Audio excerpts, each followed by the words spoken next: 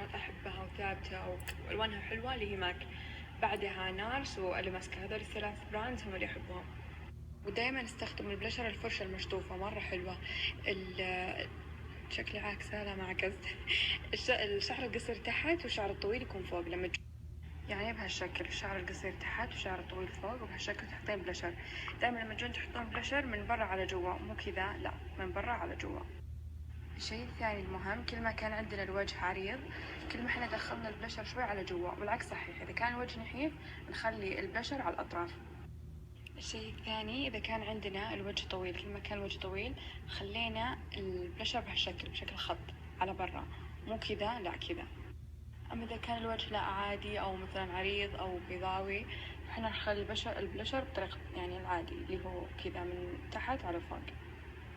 الحين بقول لكم أسماء أكثر الألوان اللي استخدمها ومرة مختلفة، يعني تشوفونها بالعلبة شوي يعني متشابهة، لا بس هم بالبشرة مرة تختلف. أول شي هذا كبرتون، جاي لونه على مشمشي، يناسب البيضة والسمراء، ومرة مرة مرة حلو يعني. نجي للون الثاني، أشهر لون بينك عند ماك اللي هو ميلبا، لونه وردي، يناسب برضو البيضة والسمراء ومرة حلو مرة مرة. يجي لهذا اللون مرة غريب، يعني تشوفينه بالعلبة ترى طالع كذا كأنه رمادي غريب، مرة مرة حلو حلو يعني حتى للصباح، يعني جاي كأنه كونتور مع بلاشر. وهذا هارموني ما لقيته ولا بماركة غير ماك، صدق صدق يا بنات مرة حلو. ممكن أحيانا استخدمه وأخلط معاها ميلبا أو كبرتون يطلع مرة. نجي لآخر واحد، هذا صح ماني حاطة اسمه، راح أكتب لكم إياه. يناسب إذا بتحطين روج أحمر أو عنابي، يطلع خرافي.